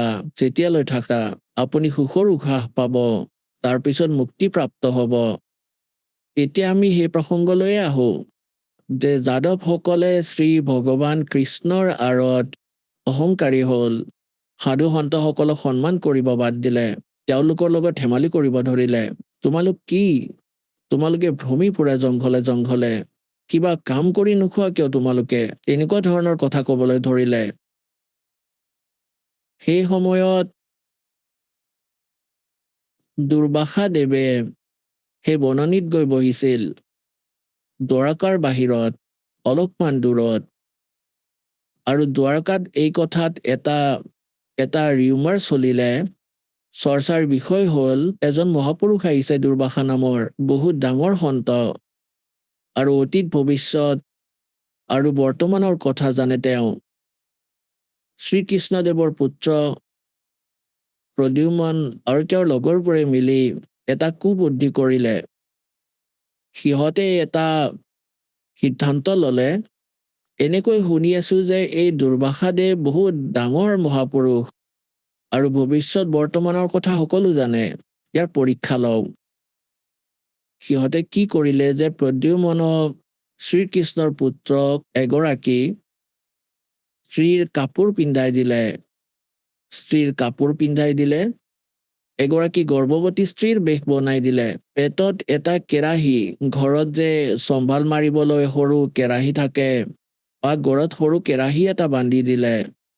আহক আমি এতিয়া সেই শ্ৰদ্ধালুসকলৰ অনুভৱবোৰ জানো, যিসকলে জগতগুৰু তত্ত্বদৰ্শী সন্ত ৰামপাল গুৰু মহাৰাজৰ পৰা দীক্ষা প্ৰাপ্ত কৰিছে তথা তেওঁ কোৱা ভক্তি মাৰ্গ এওঁলোকে অৱলম্বন কৰি আছে। নমস্কাৰ ছাৰ। নমস্কাৰ। ছাৰ কি নাম আপোনাৰ? লাল দাস, ছাৰ আপুনি ক'ৰ পৰা আহিছে? যোৰহাট জিলা, এয়াৰপৰ্ট ৰোড, নেফাগেট। ছাৰ আপুনি সন্ত ৰামপাল গুৰু মহাৰাজৰ পৰা নাম দীক্ষা কেতিয়া লৈছিল? 2017-19 মাৰ্চত। তেখেতৰ পৰা নাম দীক্ষা লোৱাৰ আগতে আপুনি কেনেধৰণৰ ভক্তি সাধনা কৰিছিল? আমি হনুমানৰ পূজা কৰিছিলোঁ, হনুমানৰ মন্দিৰ বনাইছিলোঁ নেফাগেট তিনিআলিত, আৰু তেওঁৰ ভক্তি কৰিছিলোঁ। আপুনি হনুমানৰ পূজা কৰিছিল, হনুমানক ভগৱান মানি আপুনি ভক্তি সাধনা কৰি আছিলে। সেই সাধনা আপুনি কিমান বছৰ ধৰি কৰি আছিল? আমি সৰুৰ পৰা কৰিছিলোঁ, যেতিয়াৰ পৰা জনা পূজা হ'লোঁ তেতিয়াৰ পৰা কৰি আছিলোঁ। হনুমানক ভগৱান মানি পূজা কৰি থকা স্বত্বেও আপুনি সন্ত ৰামপাল গুৰু মহাৰাজৰ শৰণলৈ কিয় আহিব লগা হ'ল? আমাৰ ভৰা দোকানবিলাক আছিলে, ভৰা দোকানত এজন মানুহ আহিলে বিহাৰৰ পৰা, সেই মানুহজনে মোক পুথি এখন দিলে, জ্ঞান গংগা। সেই পুথিখন মই নপঢ়িলোঁ, থৈ দিলোঁ ওপৰত। তাৰপাছত তেওঁ মোক এদিন ক'লে যে আপুনি সৎসং চাওক, মোবাইলতো আহে আৰু টিভিতো আহে, আপুনি সৎসং চাওক। মই চাবলৈ সময় নাই, কেলৈ মই দোকানত থাকোঁ, বিজি হৈ থাকোঁ, আৰু বিজি সময়ত মই ক'তনো সেইবিলাক চাব পাৰিম। সেইকাৰণে মই তেওঁক ক'লে মই চাব নোৱাৰোঁ, মোক আপুনি জোৰ নকৰিব। তাৰপাছত তেওঁ ক'লে যে এদিনাখন মই হনুমান পূজা কৰিবলৈ যাওঁতে তেওঁ মোক ক'লে যে আপুনি ক'লে যায়? মই ক'লোঁ যে মই হনুমান পূজা কৰিব গৈছোঁ, তই দেখা নাই নেকি? এই বোলে তই শিলক পূজা কৰিব গৈছি নেকি? তেনেকৈ ক'লে। তাৰ মোক খং উঠিলে। খং উঠাৰ পাছত তেওঁ মই ক'লোঁ যে তই বোলে এইটো কি উল্টা পুল্টা কৈছে, মই ভগৱান যিজনক পুজি আছোঁ সেই ভগৱানক তই যে এনেকৈ বেয়াকৈ কথা কাৰ ক'লি? তাৰপিছত ভয় খাই গুচি গ'লগৈ ঘৰৰ পৰা, আমাৰ ঘৰৰ পৰা। গুচি যোৱাৰ পাছত তেওঁ কি কৰিলে, তেওঁ যিমানখিনি কাপোৰ দি থৈছিল সেই কাপোৰ ফৌজি মানুহ আছিলে, সেই ফৌজি মানুহখিনি আহি পেলাই মোক ডেইলি ডিষ্টাৰ্ব দিব ধৰিলে যে আপোনাৰ কাম কৰা মানুহটো ক'লৈ গুচি গ'ল, আপুনি ক'ৰবাত খেদিলে নে কি কৰিলে, মানুহটো নাই, আমাৰ এতিয়া ফৌজি কাপোৰখিনি লাগে আমাক। তাৰপিছত তেওঁক মই মাতিবলগীয়া হ'ল। মাতি পেলাই তেওঁক ক'লোঁ যে তোমাৰ কাপোৰখিনি বিচাৰি আহিছিলে, সেই ফৌজিখিনিক তুমি দি দিয়া কাপোৰখিনি। তেওঁ দিলে। দিয়াৰ পাছত ৰাতি আহিলে আমাৰ ঘৰলৈ। মই ক'লোঁ তই ভগৱান মোক দেখুৱাম বুলি কৈছিলে, ভগৱান দেখুওৱা। শিল চিল বুলি ক'লে যে পাথৰ মূৰ্তি বোলে নামাতে, সেইকাৰণে মই খং উঠিলে। তেওঁক ক'লোঁ যে মোক ভগৱান দেখুওৱা। তেওঁ ক'লে যে মই আপোনাক পুথি দিলোঁ, আপুনি পুথি নপঢ়িলে। মই সৎসং চাবলৈ ক'লোঁ, আপুনি সৎসং নাচালে। তাৰপাছত আপোনাক এতিয়া এইটো কথা কোৱাৰ কাৰণে আপুনি মোক কৈছে ভগৱান দেখুৱাই দে। ভগৱান যদি চাব লাগে তেনে মোৰ লগত ব'লক নাহৰকটীয়া। নাহৰকটীয়া ডিব্ৰুগড় ডিষ্ট্ৰিক্টত মোক লৈ গ'ল পাছদিনাখন। মই গ'লোঁ, মোৰ ফেমিলি গ'ল। আমি দুইজনক যোৱাৰ পাছত তাত তেওঁ কি কৰিলে, মোক দেখুৱালে যে এইটো হয় নামদান কেন্দ্ৰ, ইয়াত তোমাৰ প্ৰশ্ন উত্তৰ গোটেইখিনি পাবা। তেতিয়া তাত গৈ মই নাম দীক্ষা ল'বলৈ বিচাৰিলোঁ। মই প্ৰকৃত ভগৱানক বিচাৰি পালোঁ। কেনেকৈ পালোঁ মানে সপোনত এইজন ভগৱানক মই পাই থাকোঁ, আৰু পাই থকা উদ্দেশ্যতে মোক মানে তাত গৈ আচৰিত হৈ গ'লো যে প্ৰকৃত ভগৱান মই সপোনত পোৱা ভগৱানজন যে তাত সাক্ষাৎ দেখা পালোঁ। দেখা পোৱাৰ পাছত মোৰ বহুত শান্তি পালোঁ। শান্তি পোৱাৰ লগে লগে মোৰ নাম দীক্ষা ল'বলৈ মন গ'ল। নাম দীক্ষা ল'বলৈ মন যোৱাৰ পাছতে তেওঁ কি কৰিলে যে নাম দীক্ষা দিয়া নাযাব, আপুনি মদ মাংস আৰু মাছ এইবিলাক বিক্ৰী কৰে কাৰণে আপোনাক নাম দিয়া নাযাব। তাৰপিছত মই ভাবিলোঁ ভগৱান পায়ো মই হেৰুৱালোঁ। বহুত দুখ কৰি মই তাৰ পৰা উভতি গুচি আহিলোঁ। তাৰপিছত তেওঁবিলাকক মই ফোন কৰি যোগাযোগ কৰোঁ যে আপোনালোকে মোক মাতক, মই কেতিয়া লওঁ। তাৰপিছত তেওঁবিলাকে ক'লে যে নহয় বোলে, আপুনি যেতিয়ালৈকে এইবিলাক এৰি নিদিয়ে তেতিয়ালৈকে আপোনাক নাম দিয়া নাযাব। তাৰপিছত মোৰ মনত বহুত দুখ লাগিলে, ভগৱান পায়ো হেৰুৱালোঁ। তাৰপিছত মই হৰিয়ানালৈ ফোন লগালোঁ। হৰিয়ানা মানুহ তেওঁবিলাকে ক'লে যে আপুনি নাম ল'ব নোৱাৰে যেতিয়ালৈকে আপুনি এৰিব নোৱাৰে। তাৰপিছত মই গোটেইখিনি এৰিলোঁ। এৰাৰ পাছত তেওঁক ফোন লগোৱা মই তেওঁক ফোন লগাম বুলি ভাবি থাকোঁতে তাৰ পৰা ফোন আহিলে যে আপুনি আহক, আমি গুৰুজনালৈ প্ৰাৰ্থনা কৰিছিলোঁ আৰু গুৰুজনাই আপোনাক কৈছে আহি পেলাই নাম ল'বলৈ, গুৰু দীক্ষা ল'বলৈ। তেতিয়া আকৌ 10-15 দিনৰ পাছত গৈ পেলাই মই নাম দীক্ষা ল'লোঁ। লোৱাৰ লগে লগে মই প্ৰমাণ পাই গৈছোঁ। মোৰ বিষবিলাক নাইকিয়া হৈ গ'ল, বেমাৰ আজাৰবিলাক লগে লাহে ক্ৰমান্বয়ে ভাল হ'বলৈ ধৰিলে আৰু ঘৰতো যিমানখিনি সমস্যা আছিলে সমস্যাখিনি লাহে নিজাত পাব ধৰিলে। আপোনাৰ কি বেমাৰ আছিল, কেনেধৰণৰ বেমাৰৰ পৰা আপুনি পৰিত্ৰাণ পালে? গেষ্ট্ৰিক কলাইটিছ আছিলে, তাৰপিছত পাইলছ আছিলে, কেঁচুমূৰীয়া বুলি কয়, তাৰপিছত কিডনীত পাথৰ আছিলে, গ'ল্ডবাডাৰত পাথৰ আছিলে। তাই এইখিনি ভুগি আছিলোঁ মই, ৰোগত ভুগি আছিলোঁ। আৰু তাৰপিছত মই ডক্টৰক দেখুৱাওঁ, ডক্টৰেতো কয় বোলে আপোনাৰ অপাৰেশ্যন কৰিব লাগিব। অপাৰেশ্যন কৰিবলৈ মোৰ মন নাই, এই বয়সতনো কি অপাৰেশ্যন কৰিম। সেইকাৰণে মই ভাবিছিলোঁ কিবা এটা কোনফালে উপায় পাম, কি ধৰণে উপায় পাম সেইটো বিচাৰি ফুৰিছিলোঁ। লেকিন তাত যোৱাৰ লগে লগে মোৰ বেমাৰবিলাক লাহে ক্ৰমান্বয়ে ভাল হ'লে। 4 মাহৰ ভিতৰত গোটেই বেমাৰখিনি ভাল হৈ গ'ল। আৰু তাৰপাছত মোৰ ফেমিলি চুগাৰ আছিলে, চুগাৰো ভাল হ'ল। আৰু বোৱাৰী 2জনী আছিলে, বোৱাৰী এজনীৰ হাই প্ৰেছাৰ, এজনী থাইৰইড, সেই 2জনৰো নাম দীক্ষা লোৱাৰ পাছত সেইকেইজনৰ ভাল হৈ গ'ল। এইটো আচৰিত কথা, এজন সন্তৰ পৰা নাম দীক্ষা লোৱাৰ পিছতে আপোনাৰ যি কলাইটিছ ৰোগ আছিলে আৰু আপোনাৰ কিডনীত পাথৰ হোৱা বুলি ক'লে, এই বিভিন্ন ৰোগৰ পৰা আপুনি পৰিত্ৰাণ পালে। এইটো কেনেকৈ সম্ভৱ ছাৰ? এজন সন্তৰ পৰা নাম দীক্ষা লোৱাৰ পিছতে এনেধৰণৰ মাৰাত্মক ৰোগৰ পৰা কোনো ডক্টৰী চিকিৎসা ভালদৰে নকৰাকৈ আপুনি সুস্থ হৈ পৰিল? আচল কথা, আমাক সেই যিখিনি মন্ত্ৰ দিছে গুৰুজনাই, সেই মন্ত্ৰটো শাস্ত্ৰ অনুকূল মন্ত্ৰ দিয়াৰ কাৰণে আমাৰ বহুতখিনি নিজাত পালোঁ, বহুত ভাল পালোঁ। আৰু তেনেকুৱা মই ভবাও নাছিলোঁ, সপোনতো ভবা নাছিলোঁ যে এনেকুৱা এজন গুৰু হ'ব বা এনেকুৱা এজন মানুহ মই লগ পাম বা এনেকুৱা ভগৱান নিচিনা এজন পুৰুষ পাম। তেনেকৈ পাম বুলি মই সপোনতো ভবা নাছিলোঁ যে মই দৰৱ নোখোৱাকৈ, অপাৰেশ্যন নকৰাকৈ যে ভাল পাম। ভাল পোৱাৰ পাছততো মই ভগৱান বুলি মানিবলগীয়া হ'ল, তেওঁ গুৰুজনা বুলি মানিবলগীয়া হ'ল। আৰু সমাজে মানক বা নামানক, লেকিন মইতো মানিছোঁ, মই ভাল পাইছোঁ কাৰণে মানিছোঁ। যিহেতু আমাৰ অসমতো বিভিন্ন আধ্যাত্মিক শ্ৰদ্ধালু গুৰু আছে, ভাৰতবৰ্ষত চাব গ'লেতো লাখৰ তুলনাত আধ্যাত্মিক গুৰু আছে। তেনে ক্ষেত্ৰত ছাৰ আপুনি সন্ত ৰামপাল গুৰু মহাৰাজকে যে গুৰু হিচাপে ধাৰণ কৰিলে, আপুনি অন্য গুৰু শৰণলৈ হয়তো যাব পাৰিলে হয়। অন্য গুৰু মই চিনিয়ে নাপাওঁ। মোক যিখিনি ব্যৱসায়ত মই জড়িত আছিলোঁ, সেই ব্যৱসায়তটো মই ঘৰৰ পৰা ওলাবলৈ সময় নাপাওঁ। সেইটো কাৰণে অন্য গুৰুৰ লগত কোনো সম্পৰ্কই নহ'ল। আৰু মই নিজে ভাবি চিন্তি যিজনক ভগৱান মানিছিলোঁ সেইজন হনুমানক পুজি আছিলোঁ। আৰু অন্য গুৰুৰ লগততো মই তুলনা কৰিব নোৱাৰোঁ, কেলে যিজন গুৰুৱে মোক ভাল কৰিলে মই তেওঁৰ বিষয়ে জানো। আৰু বেলেগ গুৰু যিমানখিনি পাইছোঁ বা টিভিত দেখোঁ বা মোবাইলতো পাওঁ, সেইখিনি ভাণ্ডৱ গুৰু বুলি মই এতিয়া গম পাইছোঁ। তেওঁবিলাকে যিমানখিনি জ্ঞান দিছে সেইখিনি মই গোটেইখিনি দেখা পাছত মই বোলো চব ভুৱা, চব ভাণ্ডৱ, চব পইচা পাতি ক্ষেত্ৰত ইহঁতি কাম কৰি আছে। আমাৰ গুৰুজনৰ লগত আমি নাম লৈছোঁ, নাম দীক্ষা লওঁতো এটকা পইচা দিয়া নাই। আৰু তাৰপিছত তাত থকা মেলাও পইচা পাতি নালাগে, খোৱা বোৱা ইমান 2 দিন 3 দিন আমাৰ ডাঙৰ সমাগম হয়, তাত গ'লেও আমাৰ কোনো পইচা পাতি নালাগে। আৰু তেনেকুৱা গুৰু এজন পাইছোঁ আৰু ভগৱান বুলি পালোঁ। আৰু তেওঁক এৰি পেলাইতো মই ক'তো যাব নোৱাৰি। আৰু এইটোৱে কৈছোঁ। আপোনালোকৰ গুৰু সন্ত ৰামপাল গুৰু মাজে কেৱল হিন্দু শাস্ত্ৰৰ আধাৰতে ভক্তি বিধি প্ৰদান কৰে নে অন্য আমাৰ পবিত্ৰ যিমানকেইটা ধৰ্ম আছে সেই আটাইকেইটা ধৰ্মগ্ৰন্থৰ সহায় লৈ পেলাই আপোনালোকক ভক্তি বিধি প্ৰদান কৰে? আমাৰ হিন্দু ধৰ্মত যিমানখিনি শাস্ত্ৰ আছে, 4 বেদ, 6 শাস্ত্ৰ, 18 পুৰাণ, ভাগৱত গীতা পুৰাণ যিমান আছে, তাৰপিছত বাইবেল হ'ল, কোৰাণ হ'ল, গুৰু গ্ৰন্থ চাহিব হ'ল, এই গোটেইখিনি জ্ঞানৰ পৰা তেওঁ খুলি তন্নকৈ বুজাই দিছে। আৰু কোনজন ভগৱান বুলি চবতে প্ৰমাণ দেখুৱাই দিছে। কোৰাণতো প্ৰমাণ আছে, বাইবেলতো প্ৰমাণ আছে, গুৰু গ্ৰন্থ চাহিবতো প্ৰমাণ আছে, আমাৰ ভাগৱত গীতাখনতো প্ৰমাণ আছে, 4খন বেদতো প্ৰমাণ আছে, দেৱী ভাগৱতৰো প্ৰমাণ আছে। তাৰ প্ৰমাণৰ আধাৰতে আমি এইবিলাক লৈছোঁ। আমি যিমানখিনি লৈছোঁ তেওঁৰ পৰা পাইছোঁ, সেইখিনি গোটেই সমাজৰ কাৰণে, সমাজ কল্যাণৰ কাৰণে তেওঁ আগবাঢ়ি আহিছে। আৰু আমি ভাবিছোঁ তেওঁৰ চৰণত থাকি এই গোটেই জীৱনটো কটাম বুলি ভাবিছোঁ। আৰু আমাৰ অসমৰ শ্ৰদ্ধালুসকলে যি ভক্তি বিধি প্ৰদান কৰি আছে, তেওঁলোকে কয় যে ব্ৰহ্মা বিষ্ণু মহেশ নাই, তেওঁলোক অজৰ অমৰ হয়। আপোনালোকৰ সন্ত ৰামপাল গুৰু মহাৰাজে কয় যে ব্ৰহ্মা বিষ্ণু মহেশ নাশবান। এইটো আমি কেনেকৈ মানি ল'ম? আপোনালোকৰ সন্ত ৰামপাল গুৰু মহাৰাজে কবিদেৱক ভগৱান বুলি কয়, কবি এজন সন্তহে আছিলে, তেখেতক আমি পৰমাত্মা বুলি কেনেকৈ মানি ল'ম? আমাৰ যিসকল আমাৰ শ্ৰদ্ধালুৱে আমাক ভক্তি বিধি প্ৰদান কৰি আহিছে, তেওঁলোকেতো আমাৰ কৃষ্ণ ভগৱান কৃষ্ণক পূৰ্ণ পৰমাত্মা বুলি আমাক ভক্তি বিধি প্ৰদান কৰি আহিছে। এই ক্ষেত্ৰত ছাৰ আপুনি কি প্ৰমাণ দিব বিচাৰে? প্ৰমাণ আমাৰ ভাগৱতত আছে, গীতা ভাগৱতত আছে, তাৰপিছত 4খন বেদত আছে, তেওঁ প্ৰমাণ আছে।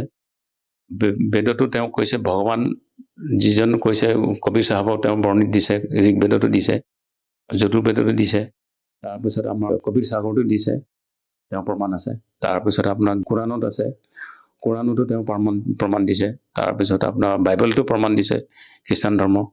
তাৰপিছত গুৰু গ্ৰন্থ চাহেবতো তেওঁ প্ৰমাণ আছে, আৰু প্ৰমাণৰ আধাৰতে আমি জ্ঞানটো গ্ৰহণ কৰিছোঁ, প্ৰমাণ নোহোৱাকৈ আমি লোৱা নাই।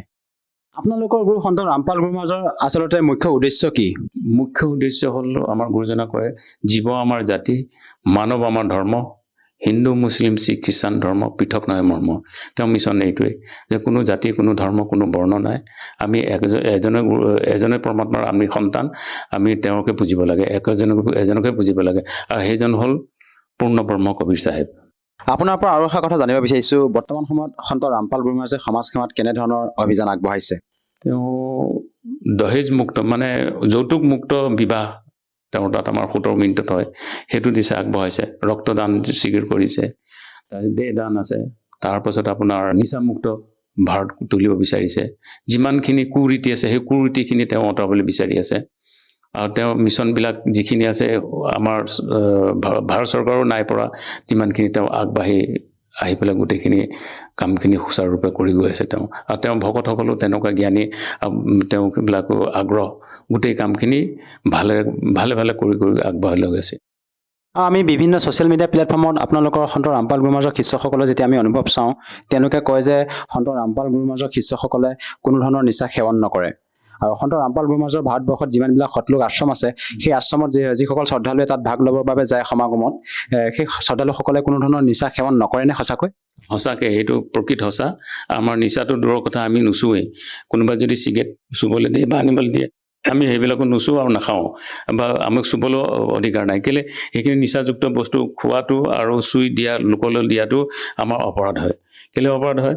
এইটো আমি তেওঁক সহায় দিয়া নিচিনা হ'ল, আৰু সেই সহায় দিয়াটো আমাৰ উচিত নহয়। পৰমাত্মা কৈছে যে এইটো নিচাটো বিহ সমান, আৰু বিহটোক আমি চুব নোৱাৰোঁ। এনেকুৱা কি সন্ত ৰামপাল গুৰু মহাৰাজে আপোনালোকক মানে জ্ঞান দিয়ে, যাৰ আধাৰত নেকি আপোনালোকে নিচা সেৱন নকৰে আৰু অন্য যিবিলাক আমাৰ কুকৰ্ম আছে, সমাজত প্ৰচলিত যিবিলাক বদ অভ্যাস আছে, সেইবিলাক আপোনালোকে ত্যাগ কৰিব পাৰে? শাস্ত্ৰত কিবা এনে প্ৰমাণ আছে নেকি নিচা মানে খালে হানি হয় বা নিচা কৰাটো অনুচিত? শাস্ত্ৰত এইটো প্ৰমাণ আছে, নিচাটো খাব নালাগে।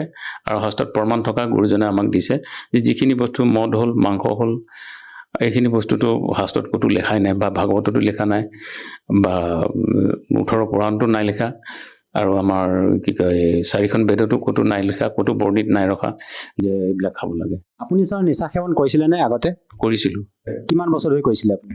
মই কৰিছিলোঁ আপোনাৰ 92 পৰা 99লৈকে মই সেৱন কৰিছিলোঁ।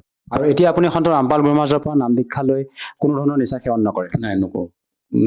সেৱনটো দূৰৰ কথা, আমি নুচুৱেই। আৰু বৰ্তমান যি আপুনি সাধনা কৰি আছে, এই সাধনাৰ দ্বাৰা আপোনাৰ কোনো ধৰণৰ তেনেকুৱা সমস্যাৰ সৃষ্টি হোৱা নাই? নাই হোৱা। যেতিয়াৰ পৰা গুৰু দীক্ষা ল'লোঁ তেতিয়াৰ পৰা কোনো সমস্যা নাই। ঘৰত পইচা পাতি নাটনি আছিলে, সেইখিনিও ভাল হ'ল। বহুতখিনি ধাৰ আছিলে, 30 লাখ মান টকা মোৰ গাত ধাৰ লাগি আছিলে। এটা কেছ এটাত ফচি আছিলোঁ, সেইখিনি কেছটো মুকলি হ'ল। এতিয়া ধাৰখিনি মাৰিব পাৰিলোঁ, আৰু ঘৰত এতিয়া ইমানেই শান্তি যে কি ক'ম, তাৰ স্বৰ্গৰ নিচিনা আমাৰ ঘৰ হৈ আছে। সঁচাকৈ ছাৰ, আপুনি সন্ত ৰামপাল গুৰু মহাৰাজৰ পৰা নাম দীক্ষা লৈ যি ভক্তি সাধনা কৰি আছে, তাৰ দ্বাৰা আপুনি বিভিন্ন প্ৰকাৰে লাভ পাইছে।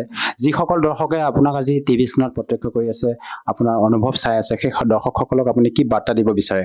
বাৰ্তাটো মই দিব পৰাটো মোৰ কেপাচিটি নাই, তেওঁ পৰমাত্মাই দিয়াব, গুৰুজনাই দিয়াব। মই এনেই অনুৰোধ কৰিম যে আমাৰ যিখিনি অসমবাসী, আমাৰ ভকতসকল বা জগতসকল আছে, সেইখিনি আমাৰ ঈশ্বৰৰ পৰা জ্ঞানটো গ্ৰহণ কৰি যাতে তেওঁবিলাকো আগবাঢ়ি যাব পাৰে। আৰু আগবাঢ়ি যাবলৈ হ'লে আমাৰ এতিয়া গুৰুজনা পুথি কিছুমান আছে, জ্ঞান গংগা, গীতা তোমাৰ জ্ঞান অমৃত, জীৱনৰ সুগম পথ, ভক্তি বা ভগৱানলৈ, তাই এইখিনি পুথি যদি পঢ়িব পাৰে, বা আমাৰ ইয়াত ফ্ৰীকৈ অনুভৱ পাৰে, ফ্ৰী SMS কৰিলেও তেওঁবিলাকক আমাৰ ভকতসকলে আমি গৈ দি দিব পাৰোঁ। আৰু যদিহে কোনো লোকে সন্ত ৰামপাল গুৰু মহাৰাজৰ পৰা নাম দীক্ষা ল'ব বিচাৰে, কেনেকৈ ল'ব পাৰিব ছাৰ? আজিকালি মোবাইলৰ যুগ, আৰু ছ'চিয়েল মিডিয়াত বহুতখিনি প্লেটফৰ্ম আছে, আৰু ইউটিউবত সন্ত ৰামপালজী চাৰ্চ কৰক। তাৰপাছত তাতেই আপোনালোকৰ সৎসংগবিলাক আহিব, তলত লাষ্টত নম্বৰ আহে। সেই নম্বৰটোত যদি আপুনি যোগাযোগ কৰে, তেতিয়াহ'লে আপুনি ওচৰৰ নামদান কেন্দ্ৰ দিব। সেই ওচৰৰ নামদান কেন্দ্ৰত গৈ পেলাই আপোনালোকে নাম দীক্ষা লৈ গুৰুজনাৰ লগত শৰণাৰ্থী হ'ব পাৰিব। ধন্যবাদ থাকিল ছাৰ। সৎ চাহিব।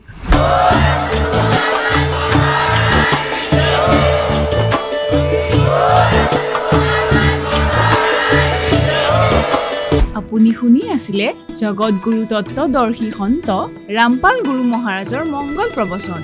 অধিক জানিবৰ বাবে ভিজিট কৰক www.jagatgururampalji.org। সন্ত ৰামপাল গুৰু মহাৰাজৰ শুভ আশীৰ্বাদত সমগ্ৰ বিশ্বতে 500তকৈ অধিক নাম দীক্ষা কেন্দ্ৰ আছে, য'ত সন্ত ৰামপাল গুৰু মহাৰাজৰ দ্বাৰা বিনামূলীয়াকৈ নাম দীক্ষা দি থকা হৈছে। আপোনাৰ ওচৰৰ নাম দীক্ষা কেন্দ্ৰৰ ঠিকনা জানিবলৈ সম্পৰ্ক কৰক 7082208528।